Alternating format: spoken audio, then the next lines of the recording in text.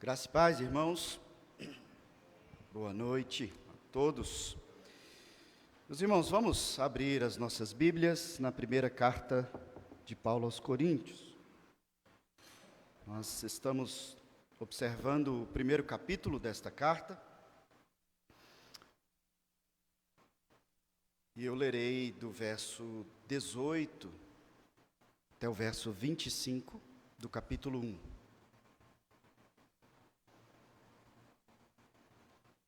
Vamos buscar, com fé, a instrução do próprio Deus, na sua palavra, na sua revelação, para nossa edificação nessa noite, crendo que Ele tem todo o poder para nos instruir, para nos dar entendimento e transformar as nossas vidas por meio da própria palavra dEle, que diz assim: certamente, a palavra da cruz é loucura para os que se perdem, mas para nós, que somos salvos, poder de Deus. Pois está escrito: destruirei a sabedoria dos sábios e aniquilarei a inteligência dos instruídos. Onde está o sábio? Onde o escriba? Onde o inquiridor desse século? Porventura, não tornou Deus louca a sabedoria do mundo? Visto como, na sabedoria de Deus, o mundo não o conheceu por sua própria sabedoria, aprove a Deus salvar os que creem pela loucura da pregação. Porque tanto os judeus pedem sinais, como os gregos buscam sabedoria. Mas nós pregamos a Cristo crucificado, escândalo para os judeus, loucura para os gentios. Mas para os que foram chamados, tanto judeus como gregos, pregamos a Cristo, poder de Deus, sabedoria de Deus. Porque a loucura de Deus é mais sábia do que os homens, e a fraqueza de Deus é mais forte do que os homens. Até aqui, vamos ao Senhor em oração. Santíssimo Deus, eterno e glorioso Pai, estamos aqui, ó Pai, reunidos em Teu nome, porque nós somos o Teu povo.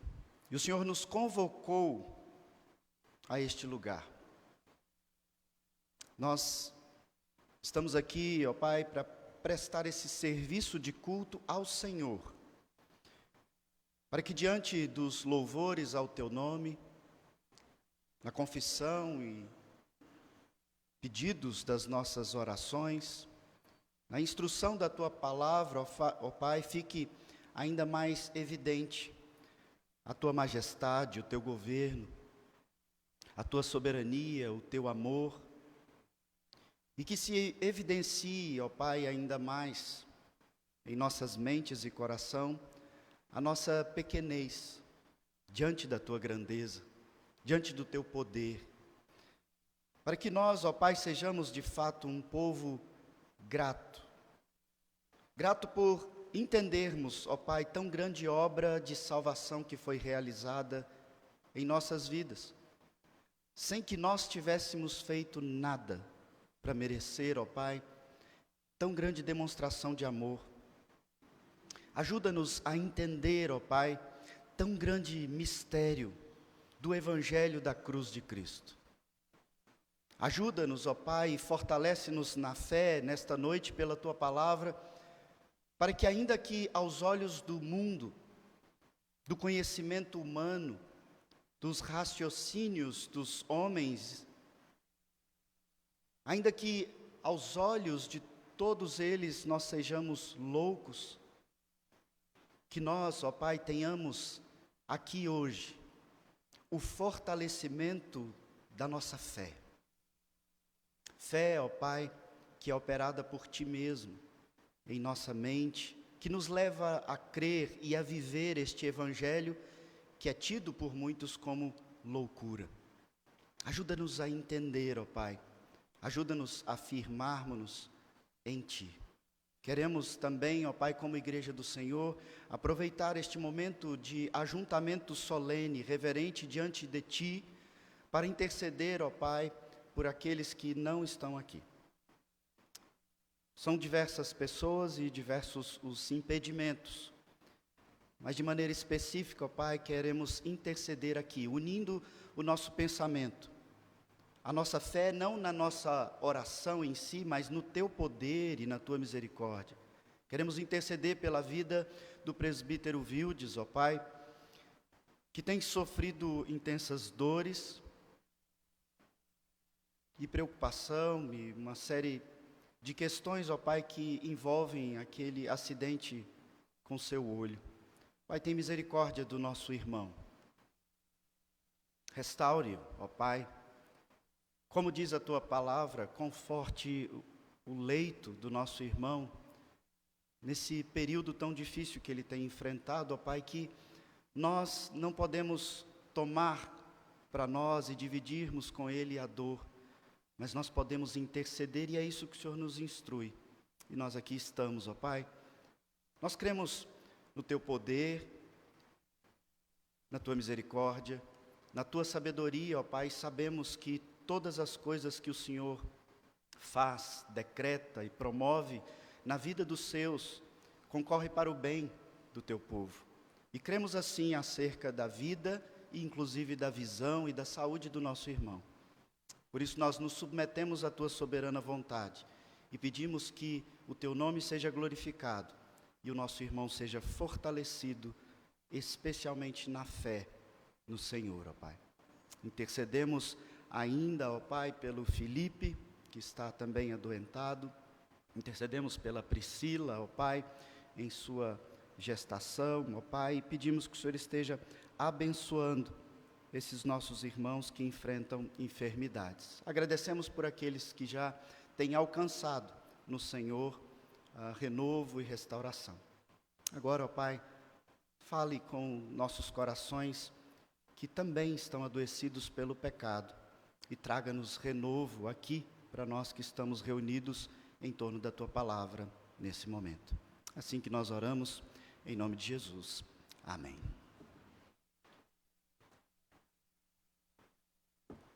Meus irmãos, nós que já temos alguma caminhada de conhecimento das Escrituras, da Bíblia, facilmente nós podemos concluir aqui juntos, sem grande dificuldade, que várias histórias narrativas da revelação bíblica, ao longo de toda a Escritura, nos mostram momentos, atitudes, comportamentos, decisões de homens instruídos por Deus, que foram vistos pelo mundo como loucos. Por sua fé, eram tidos como loucos. Apenas para mencionar como exemplo, nomes mais conhecidos da revelação da palavra do Senhor. Quando Noé, por exemplo, mencionei há poucos domingos atrás também como exemplo, Noé pregando sobre um improvável dilúvio, construindo um barco imenso. Certamente o mundo de sua época, os inteligentes, os estudiosos, os entendidos, inclusive das estações, das chuvas, do tempo, provavelmente acharam Noé um tanto louco. José, quando teve os seus sonhos, os seus irmãos acharam-no arrogante, audacioso, quando ele, numa imagem de sua cabeça, se imagina sendo um governante ou um superior aos seus familiares. Seus irmãos o acharam um tanto louco. Sansão, quando decide destruir os filisteus, os inimigos do povo de Deus, toma uma decisão e uma atitude que certamente é tida por muitos como a mais completa loucura. Davi, tão famoso Davi, que decide em nome do Senhor enfrentar um homem grande, o gigante Golias. Muitos certamente olharam para Davi e acharam que aquilo tudo era loucura, e nós não podemos deixar aqui de mencionar Oséias. Oséias, que é comandado a casar-se com uma prostituta, sendo ele um profeta do Senhor. Oséias parecia um tanto louco ao obedecer o comando do Senhor em sua atitude e resposta de fé. Todas essas pessoas, esses nomes, eles vão nos levando a observar que, em vários momentos, aos olhos humanos, Deus comanda coisas aparentemente loucas. Quando se aproxima, então, da vinda de Cristo, da plenitude do tempo, nós temos o primo de Jesus. Ele veste roupas de saco, ele se alimenta de gafanhotos, e ele anuncia que chegou o tempo. O Messias chegou, louco, João Batista. O próprio Cristo é identificado muitas vezes, acusado de um comportamento insano, de loucura. Os discípulos de Cristo agora começam a se expor após a crucificação de Cristo, como homens que estão dispostos a morrer por aquilo que eles creem e por aquilo que eles pregam. São loucos. Ao longo da caminhada da igreja, então, vários e vários crentes preferem morrer de forma humilhante ao negar o senhorio de Cristo. Loucura, irmãos. Aos olhos do mundo, tudo isso parece uma grande loucura. Cadê a comprovação científica? Cadê os tratados com crédito de toda a sociedade erudita, dos maiores estudiosos, sobre Cristo e o Evangelho? O mundo olha para tudo isso e diz: vocês são loucos. O apóstolo Paulo, que escreve essa carta instruindo a igreja que está ali em Corinto, ele, por diversas vezes, foi acusado de ser um homem louco. Quando ele é preso naquele contexto do templo em Jerusalém, ele começa a argumentar com aqueles homens e fala da sua cidadania romana. Então, um dos governadores daquele tempo, isso está registrado em Atos, capítulo 26, um homem chamado Festo, quando Paulo anuncia o que o motivava, qual era o conteúdo da sua pregação, qual era a sua motivação, a sua fé, o texto de Atos 26, 24 diz: dizendo ele estas coisas em sua defesa, Festo o interrompeu em alta voz: estás louco, Paulo? As muitas letras te fazem delirar. Muitas pessoas olham para os crentes que ficam dedicados a ler a Bíblia e dizem: essas letras estão fazendo você delirar. Você está deixando de aproveitar a sua vida porque você simplesmente acredita num livro, papel, letra, escrito por homens de outras épocas, de outra cultura. Loucura. O apóstolo Paulo, ele sabe, quando escreve aos Coríntios, que a sua pregação aos olhos do mundo é tido como um assunto um tanto louco. Mas Paulo começa então a explicar para esses irmãos e com uma aplicação muito clara para nós hoje, que de fato, aos olhos do mundo, o Evangelho é loucura. Porque Deus disse que seria assim, e Deus fez com que fosse assim. O apóstolo Paulo alerta claramente aos crentes daquela igreja, que eles estavam enfrentando um problema, e nós vimos isso no último sermão. Ele diz: vocês estão com um grande problema de divisão, vocês estão dividindo o indivisível, vocês são um corpo só, Cristo uniu vocês, Ele é o cabeça desse corpo, mas vocês estão criando segmentos, secções, grupos, por causa de admiração humana. Uns dizem que gostam de Apolo, grande mestre da retórica, da oratória. Outros gostam de Pedro, outros gostam de Paulo, e tem aqueles que dizem nenhum deles, apenas Cristo. E Paulo diz: vocês estão enfrentando um grande problema, vocês estão se comportando como loucos, porque vocês estão enaltecendo a sabedoria humana, os valores humanos, o conhecimento humano. E Paulo então começa a instruir a igreja, dizendo: aqui que está o problema das divisões entre vocês. Vocês estão cedendo aos valores loucos desse mundo que vocês estão inseridos. Quando o Evangelho te chama a viver de forma completamente inversa a esses valores, vocês são tidos como loucos para o mundo, mas isso torna vocês unidos numa só fé, num só assunto, numa só cruz, num só Senhor e Salvador. E assim, então, no último verso que nós vimos, o verso 17, ele disse que Cristo não o enviou simplesmente para batizar, mas para fazer algo que Paulo foi comissionado claramente: pregar o Evangelho. E ele diz: e eu não posso fazer isso, eu não fui chamado a fazer isso com o uso dos recursos do conhecimento, da capacidade humana. É a última afirmação que ele faz no verso 17. Eu não posso pregar o Evangelho, eu não fui chamado a pregar o Evangelho com toda a retórica e capacidade e sabedoria de palavra.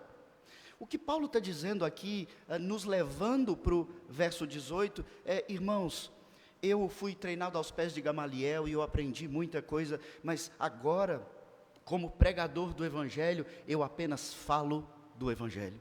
Eu não uso de nenhum recurso, de nenhuma artimanha, de nenhuma capacidade para envolver vocês ou convencer. Eu apenas digo a verdade. Uma verdade que parece louca aos olhos do mundo. O Evangelho. E Paulo diz: e eu não uso de grande sabedoria, de grandes recursos para expor o Evangelho, porque o grande foco do Evangelho é a cruz de Cristo. Não é a minha retórica, o meu conhecimento teológico, não é a capacidade oratória de Apolo, não são as características de Pedro. O grande foco, irmãos, que une vocês e que acaba com qualquer divisão e dificuldade, briga e intriga que haja dentro da igreja, é o Evangelho da cruz de Cristo. E por que esse Evangelho faz isso conosco, irmãos? Porque a mensagem do Evangelho da cruz de Cristo nos mostra quem nós somos. Aquela morte humilhante, enfrentada por Cristo, carregando a nossa culpa, mostra quem nós somos. A condenação que era merecida de cada um de nós aqui. E ele então enfrenta tudo aquilo dizendo: vocês estão aqui comigo, porque eu estou recebendo sobre mim a culpa de vocês. E essa culpa mostra o que de fato nós merecemos. Não meramente morte. Só pensar em morte já é assustador para nós. Mas imagine que a cruz carrega não só a morte, a informação da morte, mas ela carrega toda uma imagem de maldição e humilhação. A própria revelação de Deus, nos planos de redenção de Deus, desde o início do Antigo Testamento diz: maldito todo aquele que for pendurado no madeiro. Toda a mensagem diz: é maldição aquilo que é mostrado numa cruz. Os romanos, haviam entre eles ali uma lei de que um cidadão romano não podia ser crucificado. Tamanha a humilhação da cruz. Mas Cristo foi. E Cristo foi para nos mostrar quem nós somos. Quem é o homem diante de Deus? Cristo, feito homem encarnado, vai para a cruz sem ter culpa, para que eu e você entendamos quem nós somos. E o mundo olha para essa mensagem e diz: gente, isso é loucura. Como vocês crentes podem olhar para uma mensagem dessa e dizer: eu sou feliz, eu encontrei a salvação? Como assim? Uma mensagem tão horripilante que diz que você não tem merecimento nenhum e que você não fez nada para se salvar. Um homem, há milhares de anos atrás, veio e enfrentou a cruz, diz que você é completamente condenável, mas porque ele morreu de forma humilhante e ultrajante, você então diz: eu sou feliz, eu encontrei em Cristo a esperança, a salvação, a confiança. As pessoas que não são convertidas, elas olham para isso, irmãos, e elas dizem, isso é loucura. E Paulo diz, é isso que nos une. É isso que acaba com os nossos problemas dentro da igreja. Então no verso 18 ele diz, certamente a palavra da cruz é loucura para os que se perdem. E aqui, entenda, quando ele diz que se perdem, Paulo está falando para a igreja, ele está falando para crentes, ele não está falando para quem já está perdido. Ele diz para aqueles que estão no caminho da perdição, aqueles que estão caminhando no caminho da perdição. É como se Paulo estivesse dizendo para a igreja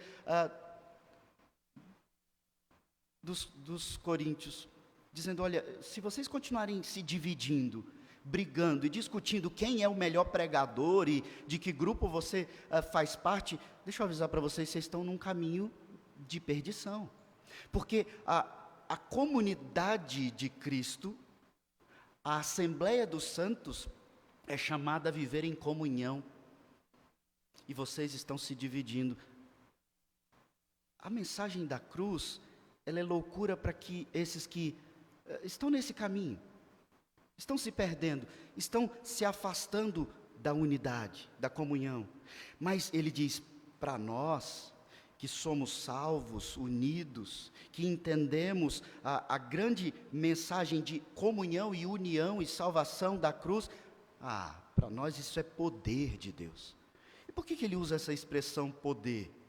Veja, o poder não está em nós, o poder não está no simples fato de nos unirmos. O poder é o que a cruz, o sacrifício e esse evangelho que é anunciado faz com a nossa vida. Transforma a nossa vida. Nós que andávamos desgarrados uns dos outros e de Deus, agora somos reunidos e somos completamente distintos. Nós já temos observado e refletido sobre isso aqui, dentro da nossa igreja, há uma imensa variedade de cultura, comportamento, personalidade, divergência, criação. Mas Deus pega pessoas tão distintas e diz, agora vocês vão entender que são um só.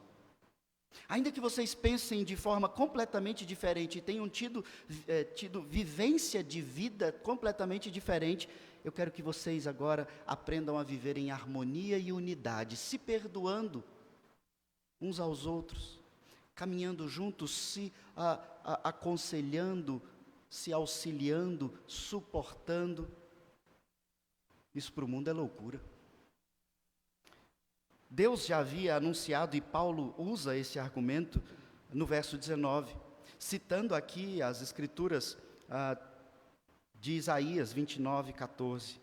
Quando Deus observa que no meio do povo, dos israelitas, eles estavam ali muito envaidecidos, arrogantes, dizendo que sabiam o que Deus queria deles. Eles conheciam a vontade de Deus, então eles simplesmente poderiam viver ali o evangelho, confiados de que eles eram salvos. Não tem possibilidade de um israelita não ir para o céu.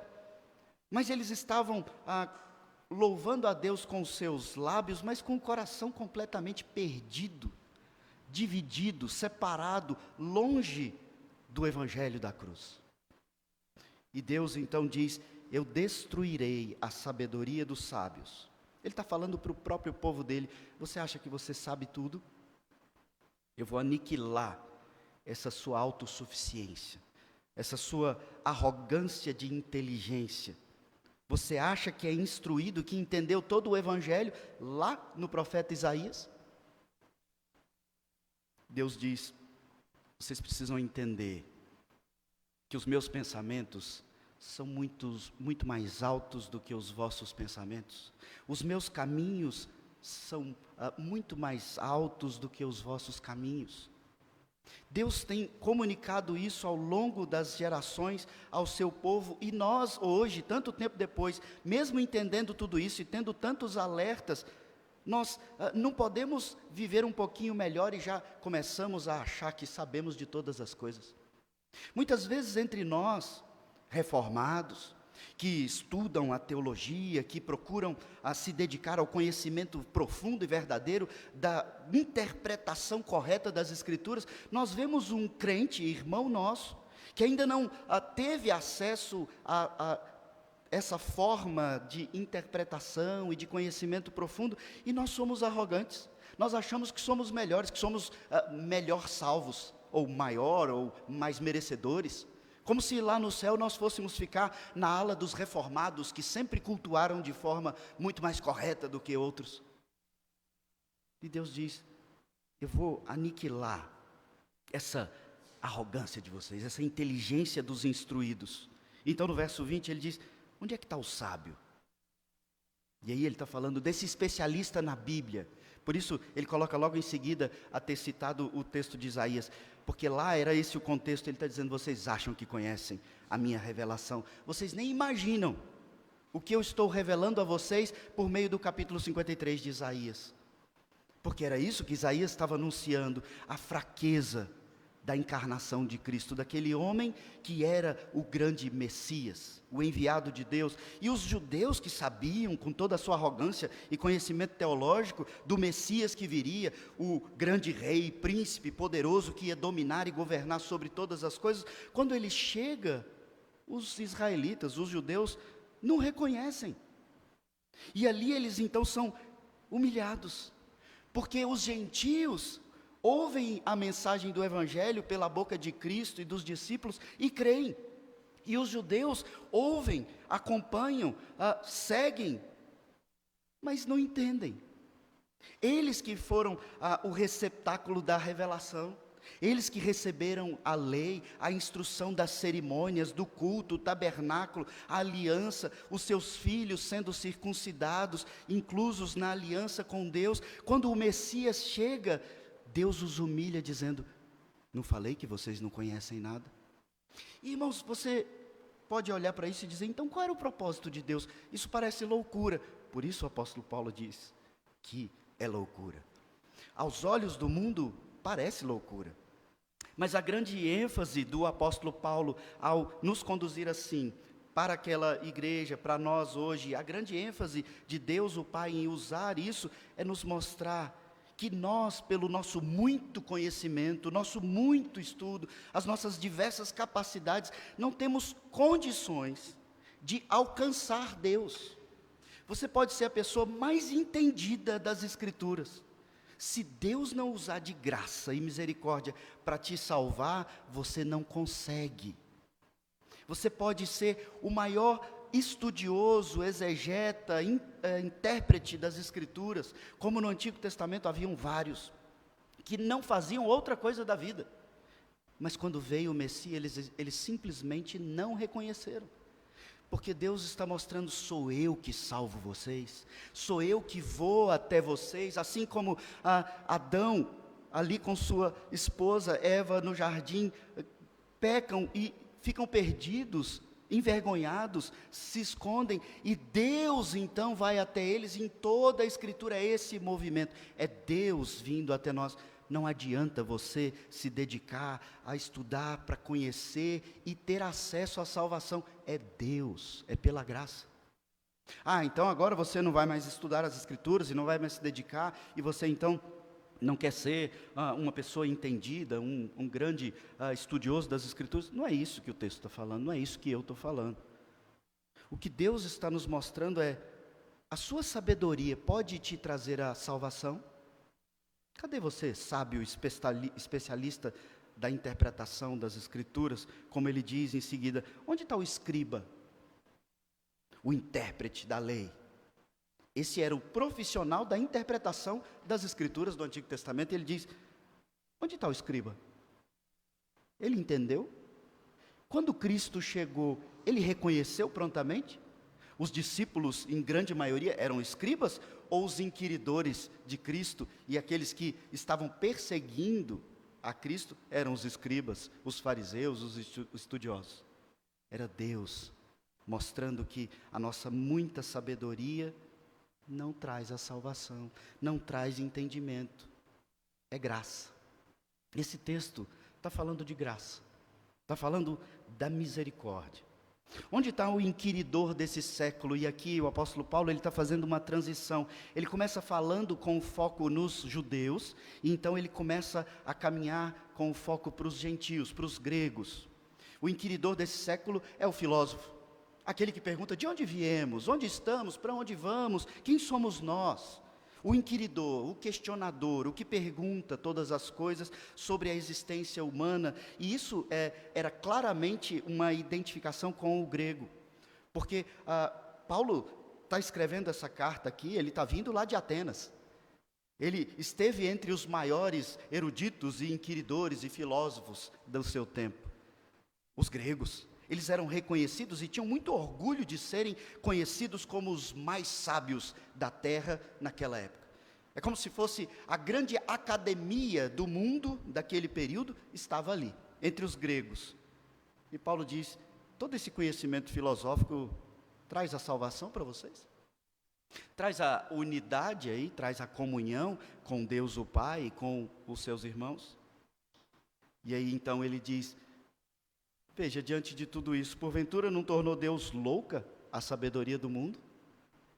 A sabedoria dos escribas, a sabedoria do grande especialista nas escrituras, teólogo bíblico, a sabedoria do grande filósofo grego, das academias, cheios de títulos. Deus não está tornando louca a sabedoria do mundo? Se tivéssemos aqui uma resposta, seria um grande sim, com uma grande exclamação. Então ele diz, visto como na sabedoria de Deus, o mundo não o conheceu. Exatamente aquilo que eu mencionei anteriormente. Pela sabedoria, o mundo não conseguiu alcançar Deus, não conseguiu conhecer a verdade transformadora, redentora da parte de Deus. Por sua própria sabedoria, não. Os homens que conheceram e foram transformados, assim o foram porque Deus os escolheu antes da fundação do mundo, havendo-os chamado e dado entendimento pela ação do Espírito na sua mente, no seu coração, levou esses homens a conhecerem a salvação. E Deus escolheu algo realmente, aparentemente louco. Aprove a Deus, ele diz no verso 21, salvar os que creem pela loucura da pregação. Irmãos, o que salva? Lógico, a obra de Cristo, mas quando você é atingido pela pregação do Evangelho, é a capacidade de argumentação de quem prega? É o ambiente agradável ou a forma carinhosa de quem prega, de quem anuncia? É a estratégia, fazendo uma ilustração, te trazendo para o interesse do assunto? Não, o que leva uma pessoa à conversão é a ação do Espírito Santo na pessoa, e Deus escolheu que isso acontecesse exatamente pela exposição do Evangelho. E o que é o Evangelho? A cruz. Deus amou tais pessoas de uma maneira tão profunda, que Ele escolheu enviar o seu único Filho para assumir a culpa dessas pessoas que Deus havia escolhido amar. Todas essas pessoas se perdendo, divididas, afastadas, caminhando apressadamente para a condenação eterna. Mas Deus, em seu amor, enviou o seu Filho e diz, você vai assumir a culpa. Você vai se fazer homem, porque eu preciso condenar o homem. Do contrário, eu sou injusto. Porque essa foi a promessa, se o homem pecar, ele precisa morrer. E Cristo prontamente, o Filho de Deus, diz, envia-me a mim. Cristo vem, assume a forma de homem, como eu e você, enfrentando todas as dificuldades como eu e você, inclusive as tentações.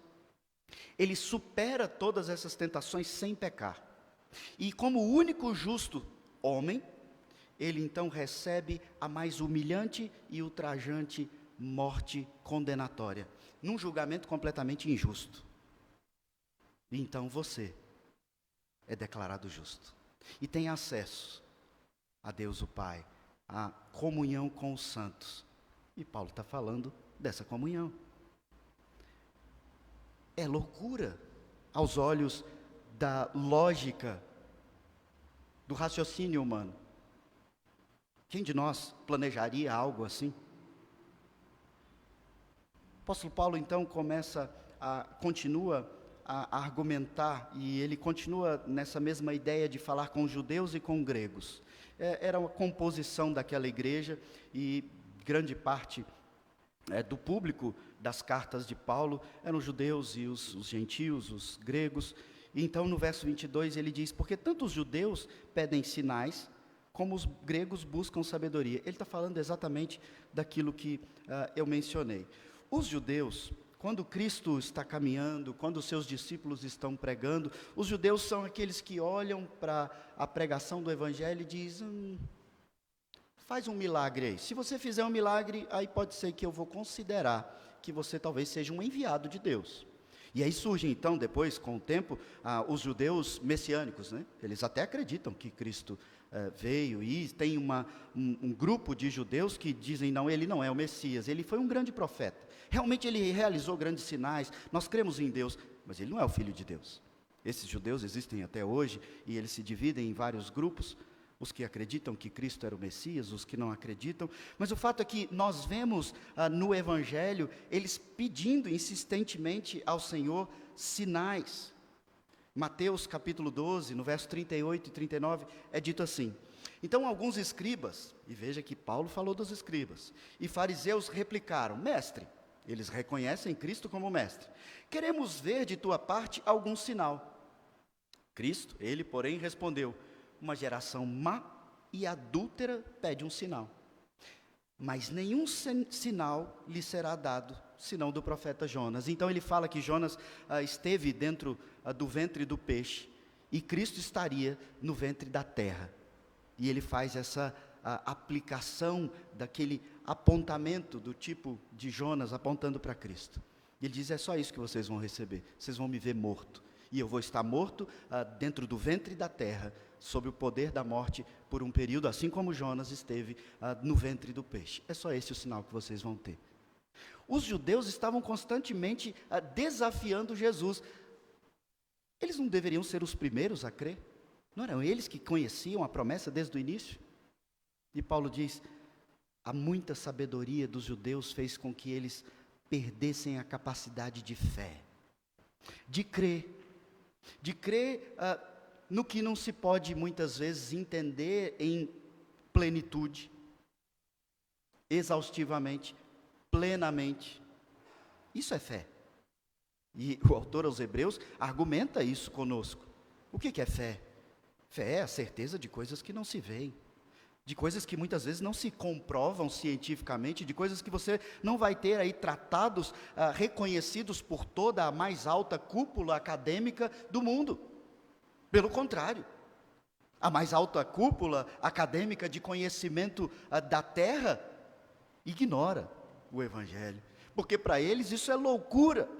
O Deus deles é o racionalismo, o Deus deles é a comprovação científica, o Deus deles está envolto na sabedoria humana, no conhecimento humano. Mas Deus diz: o conhecimento humano não pode me atingir, não pode atingir os altos pensamentos e planos de Deus. Então ele fala dos gregos também. Os judeus pedem sinais, pediram sinais. Os gregos buscam a sabedoria. Mais uma vez, os gregos acham que vão alcançar, vão poder explicar Deus, o plano de Deus, ou quem Deus é. E Paulo, quando esteve lá no Areópago, ele diz: vejo que vocês são muito religiosos, vocês têm um Deus para cada coisa, para cada área, vocês estão contemplando todos os deuses, muito conhecedores das religiões vocês são. Mas deixa eu falar para vocês, tem um Deus, e esse aqui que vocês acham que pode existir, mas vocês não conhecem, eu quero falar dele, porque ele não é conhecido de vocês. Deus não pode ser conhecido de baixo para cima, de nós para Ele. Nós o conhecemos porque Ele nos conheceu primeiro. Nós o amamos porque Ele nos amou primeiro. Nós o alcançamos porque Ele nos alcança primeiro. É simples assim. Esse é o Evangelho da graça. E Paulo diz: nós pregamos a Cristo crucificado, escândalo para os judeus, loucura para os gentios. Os judeus realmente ficaram escandalizados. Nós estamos aguardando durante todo o Antigo Testamento o Messias. Esse Messias é um grande rei, a exemplo de Davi. Ele vem para governar e trazer paz para todo o nosso povo que sofre há séculos e séculos. Como pode ser esse anunciado por Isaías? Quem creu nessa pregação? Ele foi oprimido, humilhado, ninguém fazia caso dele. Isso tudo é escândalo e o escândalo se torna ainda mais assustador quando esse que diz ser o Messias, o Filho de Deus, ele é condenado pelos inimigos dos judeus, aqueles que estão governando sobre eles com mão de ferro, os romanos. E esses romanos então permitem que haja um julgamento completamente injusto, e Cristo é colocado num madeiro entre prisioneiros condenáveis, comuns. E para um judeu, irmãos, que ouviu durante toda a sua vida religiosa que é maldito todo aquele que for pendurado no madeiro, ele diz: esse não pode ser o Messias. Como o meu Messias vai ser um amaldiçoado? Eles não tinham entendido ainda que era necessário que o Messias recebesse sobre si a maldição.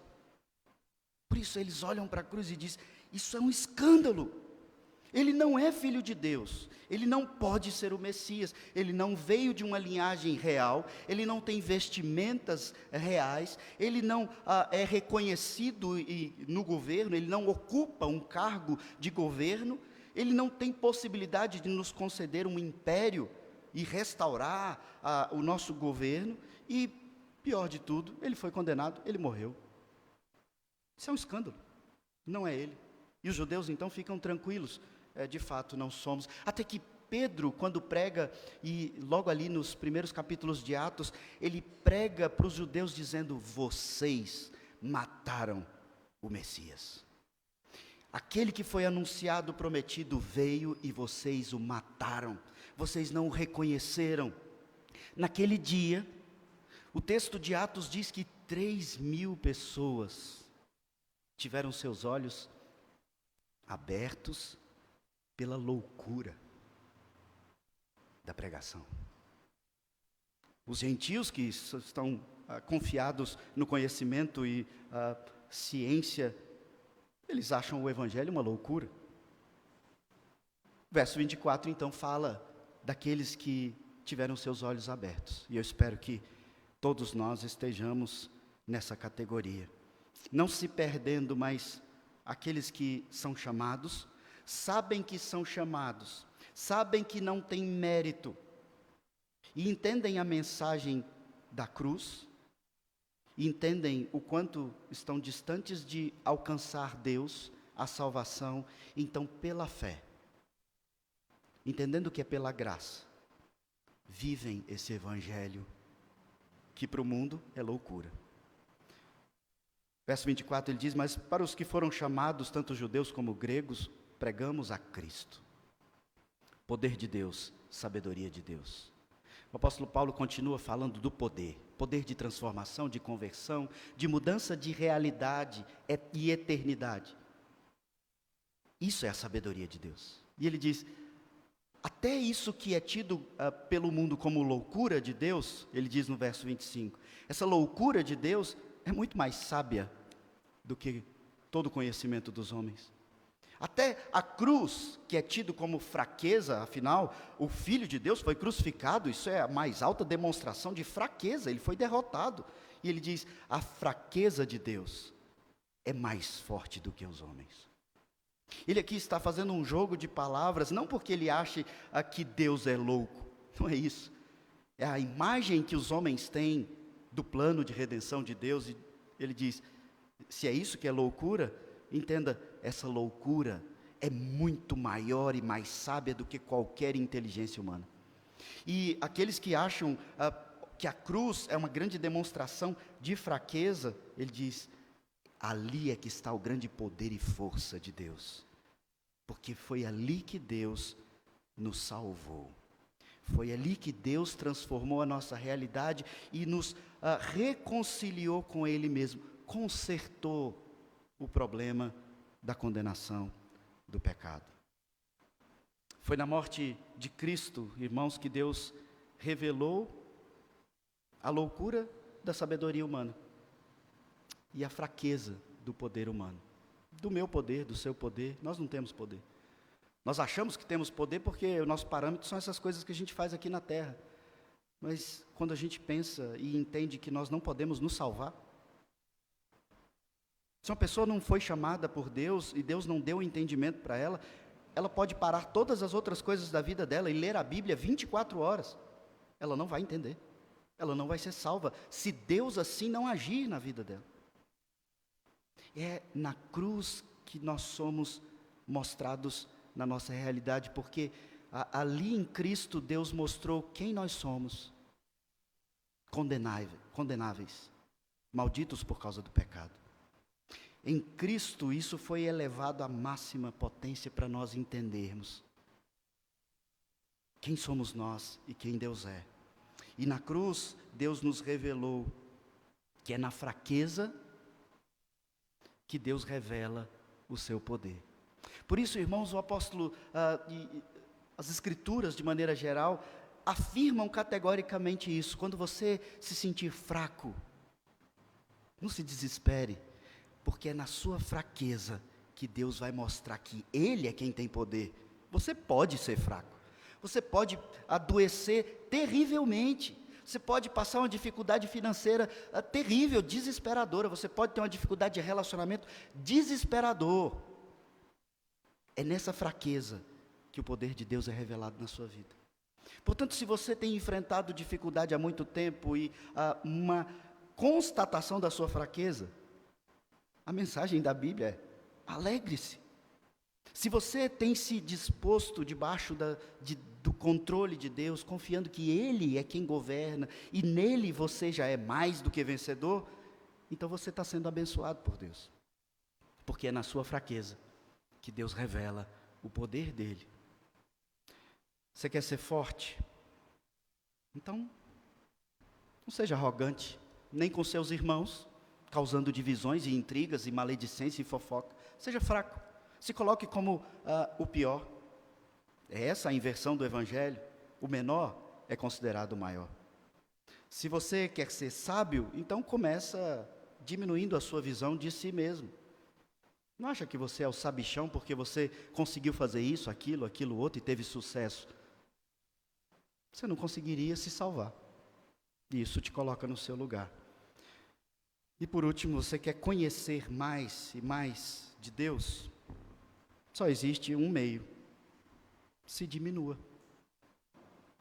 É quando você é diminuído que Ele é acrescido no seu entendimento. Quando você é enaltecido, como aqueles que se uniram na Torre de Babel para fazerem o seu nome conhecido, Deus os divide. Mas quando nós aqui nos humilhamos e nos diminuímos como igreja para fazer grande o nome de Deus, irmãos, não tenha dúvida, Ele nos fortalece, Ele nos conduz, Ele nos dá força, sustentação e conhecimento dEle mesmo. E ainda que não tenhamos mérito, conhecimento e capacidade de dar um bom testemunho e anunciar o Evangelho, não se preocupe, se diminua, viva aos pés de Cristo, porque quando Ele quiser, Ele vai te usar. Não depende da sua oratória, não depende da sua capacidade, da sua forma de argumentação, da sua inteligência, da sua colocação na sociedade. Se Ele quiser te usar, Ele vai te usar. A começar dentro da sua casa. Resta saber se você está no caminho daqueles que estão se perdendo, ou se você está no caminho daqueles que se colocam aos pés da loucura da cruz de Cristo.